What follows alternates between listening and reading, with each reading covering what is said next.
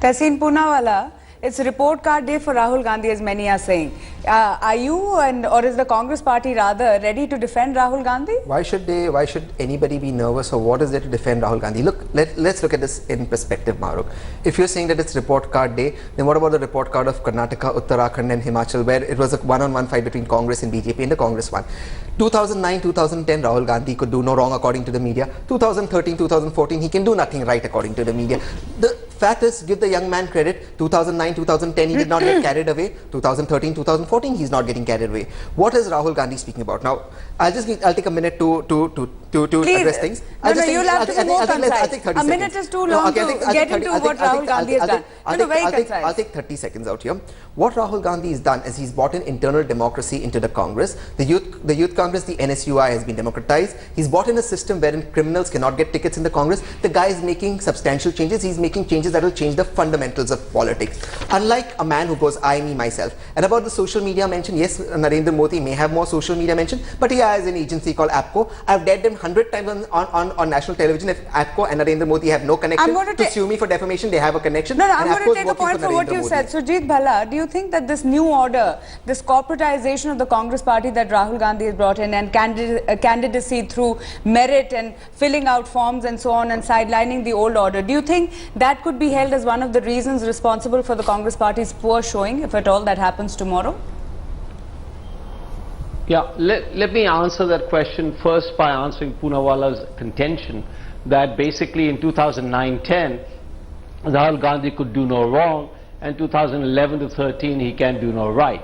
Now, while I think it's completely right on 2011 to 13, I think it's quite wrong in 2009-10. I don't recall Rahul Gandhi being praised for the winning of the 2009 election.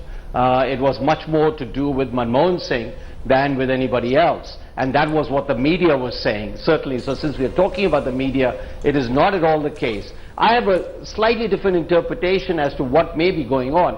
That, you know, Rahul Gandhi doesn't seem to have the hunger for the job.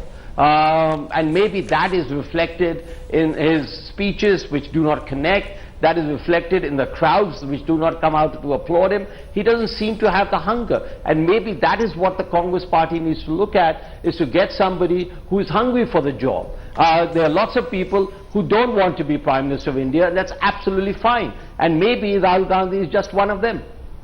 No, Mr. Rao, I can see you raising your hand. I know you're dying to comment at this point, but I'll just come to you. Veer Sanghvi, do you think the fact that the old guard has been sidelined, do you think that is going to come back? This whole transition that we were seeing to Rahul Gandhi and the younger order, do you think it's going to be Sonia Gandhi back center stage? I actually don't accept the point Mr. Poonawalla makes that there's been a transition. It's pretty much business as usual. I think there's a fundamental mistake in the way in which we in the media look at politics. We look at it as though it's a beauty contest. We think people will choose X over Y. It's never actually a beauty contest. It's about the message. Let's take two elections. Let's take the election Sonia Gandhi won against Vajpayee. Every single poll I know said Vajpayee was up here and Sonia was down here. Sonia won that election. Every single poll I saw about Advani versus Manmohan Singh said Advani was a more charismatic person, Manmohan Singh was a bore, he was a chamcha of Sonia's. Manmohan Singh won that election. Elections in India are not beauty contests. They're not won on the basis of rhetoric or how nice you seem as a leader. They're won on the basis of messaging. What you say you will do. The problem with Rahul Gandhi is that there is no message. Who is this man? What does he stand for? Is he right-wing? Is he left-wing? Does he approve what Manmohan Singh is doing? Is he part of this order? Is he an alternative to this order?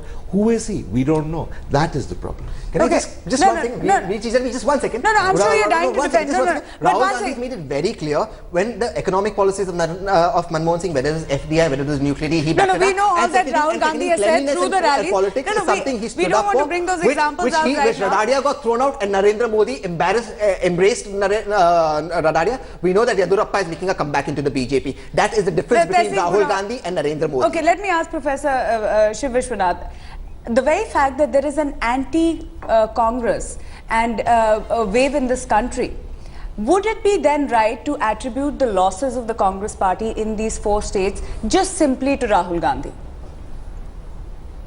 No.